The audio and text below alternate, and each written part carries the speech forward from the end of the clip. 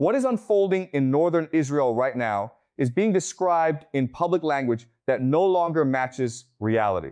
Strip away the diplomatic phrasing, remove the carefully filtered news summaries, and what remains is a situation that Israeli authorities themselves are struggling to frame in acceptable terms. This is not a routine security alert. It is not a temporary precaution meant to calm civilian anxiety. And it is certainly not a response to isolated or manageable rocket fire. What is actually happening is something far more serious, a quiet but unmistakable acknowledgement by the Israeli Defense Forces that Haifa, Israel's third largest city, a major industrial hub, and home to roughly 300,000 people, is no longer reliably defensible under current conditions along the northern front. That conclusion does not come lightly, and it is not being presented publicly in those exact words, but the operational decisions now being made point directly to it. Over the past several days, evacuation directives have circulated through Israeli civil defense channels. These are not advisory suggestions or general preparedness notices. They are structured orders tied to specific districts and population groups. At their core, they involve the relocation of tens of thousands of residents from northern Haifa and surrounding areas. The language used in these documents is clinical, administrative, and intentionally restrained. But the meaning is clear. Approximately 50,000 people are being moved out of designated zones because military planners no longer assess those areas as safely protectable in the event of sustained missile fire. This is not a theoretical exercise. It is a response to a threat assessment that has crossed a critical threshold. The issue is no longer whether missiles might reach Haifa, but whether existing defensive systems can consistently prevent meaningful damage if they do. To understand why this decision matters, you have to understand what Haifa represents. This is not just another city on the map. It is a central node in Israel's northern economy and infrastructure. It sits along the Mediterranean coast and functions as one of the country's most important ports, handling millions of tons of cargo each year. It is also home to key energy facilities, industrial complexes, and a dense concentration of technological and defense-related industries.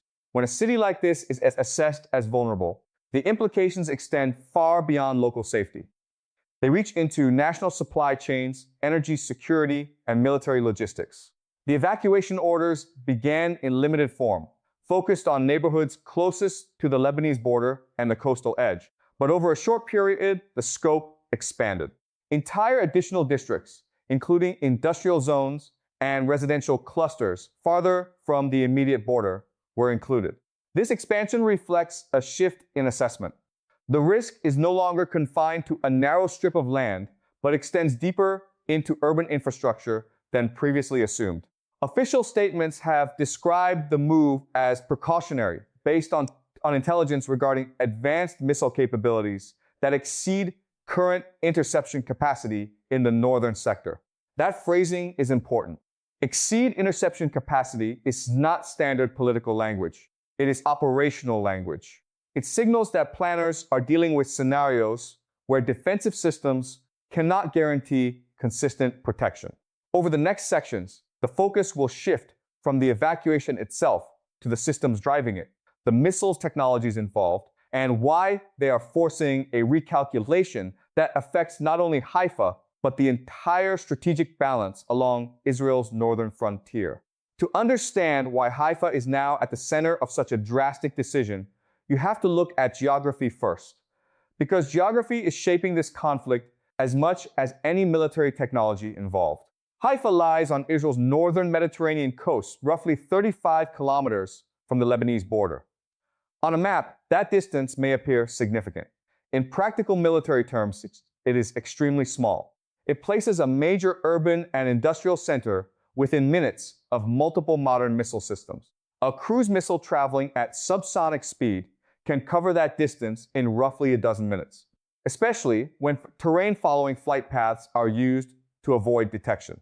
A ballistic missile in its terminal phase reduces that time to just a few minutes, descending at extreme speed with limited opportunity for interception. In more advanced scenarios involving high-speed glide systems, the window shrinks further, although there is no confirmed operational deployment of such systems in this specific theater. What matters most is not the exact category of missile, but the compression of reaction time. When warning systems have only minutes or less to detect, track, and intercept incoming threats, the margin for error becomes extremely narrow. Haifa's physical geography adds another layer to this vulnerability. The city is built along the slopes of Mount Carmel, which rises above the coastal plain and faces north toward Lebanon. This creates a natural line of sight corridor. In simple terms, incoming threats from the north have relatively direct trajectories toward the city's core infrastructure zones. Beyond geography, the strategic importance of Haifa is what makes it so critical. The port alone handles a major portion of Israel's maritime trade, including commercial imports and strategic materials. It functions as a gateway for fuel, goods, and industrial supplies. Any disruption here does not remain localized. It propagates through national systems.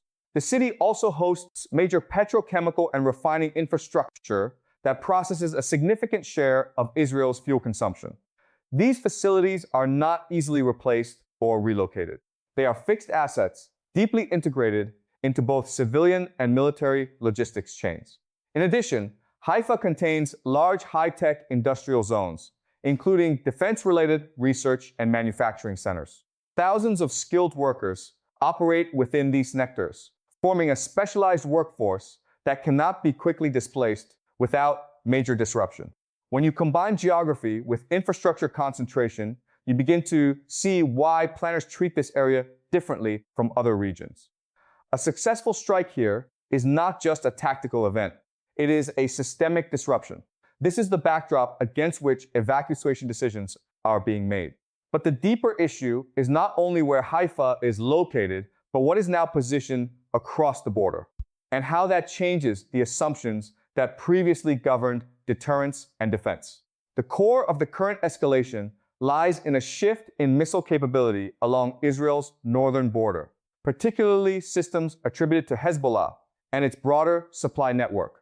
What has changed is not simply the presence of rockets, but the increasing precision, range, and survivability of those systems.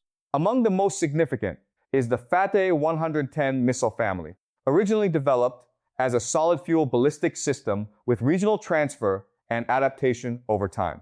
The key development is not just its existence, but its upgraded variants, which are widely assessed to have significantly improved range and targeting accuracy. Earlier versions of these systems already allowed strikes across substantial portions of Israel from southern Lebanon. Newer assessments suggest extended range variants capable of reaching deeper strategic targets with far greater precision than the unguided rocket systems that dominated earlier conflicts. This precision is the turning point. Instead of area saturation attacks, these systems allow for targeted strikes against specific infrastructure nodes: fuel storage facilities, command centers, port installations, or industrial assets. That level of targeting changes the entire defensive equation. Estimates from defense analysts suggest that Hezbollah's stockpile of such systems ranges in the hundreds. While that number may appear modest compared to older rocket arsenals, the effectiveness is not in volume, but in accuracy and survivability. These missiles travel at high speeds in their terminal phase, reducing interception windows and stressing existing air defense systems. Israel's layered defense architecture, including systems like Iron Dome, was primarily optimized for shorter range, less sophisticated threats. Against higher speed ballistic systems, interception performance becomes more variable. Even under favorable conditions, interception is not guaranteed. And in real operational scenarios, factors such as saturated attacks, electronic countermeasures, and simultaneous launches reduce effectiveness further. This creates a simple but critical mathematical problem. When enough high-precision missiles are fired in coordinated salvos, some will penetrate defenses. And when those missiles are directed at high-value infrastructure, even a small number of successful strikes can produce disproportionate strategic damage. Compounding this is the economic cost imbalance. Defensive interceptors are expensive, but offensive missiles also require significant resources. However, In sustained exchanges involving large volumes, the defender is often forced to respond at a rate that is economically and logistically difficult to maintain over time. This is where the situation transitions from tactical exchanges to strategic pressure. The question is no longer only about whether missiles can be intercepted, but whether interception can be sustained at scale over time without degrading overall defensive capacity. And this leads directly to another major factor, the infrastructure supporting these missile forces, which has been engineered to survive preemptive strikes and maintain operational continuity even under sustained attack. The missile systems themselves are only part of the equation. The second layer, and arguably the one that most fundamentally changes the nature of this conflict, is the infrastructure built to support them. Over the past decade, Hezbollah has not only accumulated weapons, but has also developed a deeply embedded network designed to ensure those weapons remain usable even under heavy Israeli air operations. This network is composed of hardened underground facilities distributed across southern Lebanon, particularly north of the Litani River. These are not simple storage bunkers or temporary shelters. They are reinforced, engineered structures built deep into terrain, often beneath layers of rock and concrete designed to absorb precision strikes that would destroy conventional installations. Satellite imagery analysis and defense intelligence reporting over the years have consistently pointed to a wide and expanding system of such sites. While exact numbers vary between assessments, the scale is no longer in question. We are not talking about isolated depots. We are looking at a distributed infrastructure system with launch capability embedded across dozens and potentially hundreds of locations. What makes these facilities strategically significant is not just their protection, but their operational design. Missiles are stored in controlled environments that regulate temperature and humidity, preserving the integrity of guidance systems and propulsion components.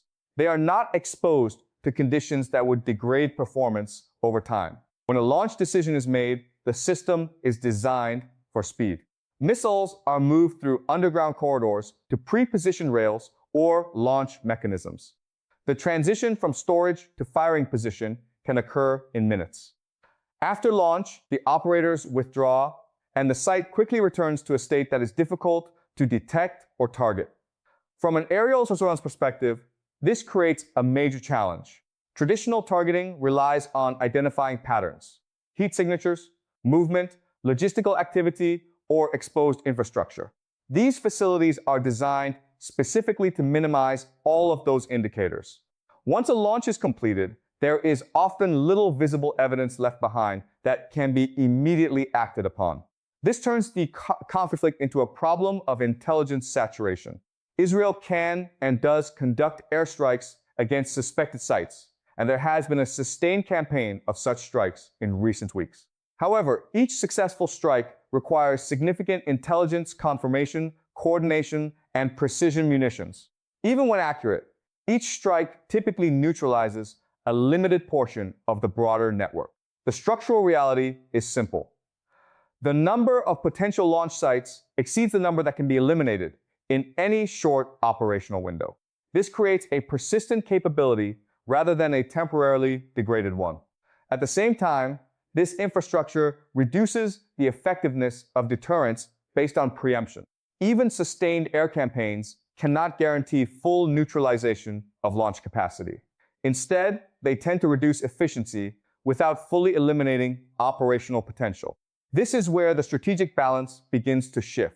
Air superiority, which has long been a core advantage, becomes less decisive when the adversary is embedded, distributed, and designed specifically to survive aerial attack.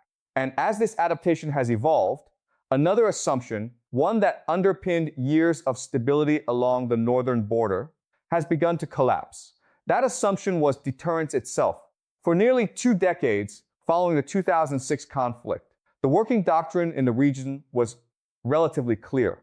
Hezbollah, despite its capabilities, would be deterred from initiating large-scale attacks because of the expected retaliatory cost. The logic depended on the idea that any major missile offensive would trigger overwhelming destruction of Lebanon's critical infrastructure, creating a level of national damage that would outweigh any perceived military gain. For years, that logic held.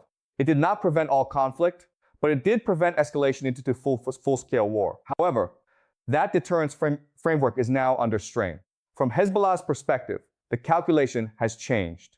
Leadership assessments, whether accurate or not, appear to have concluded that Israel is already engaged in a gradual escalation strategy.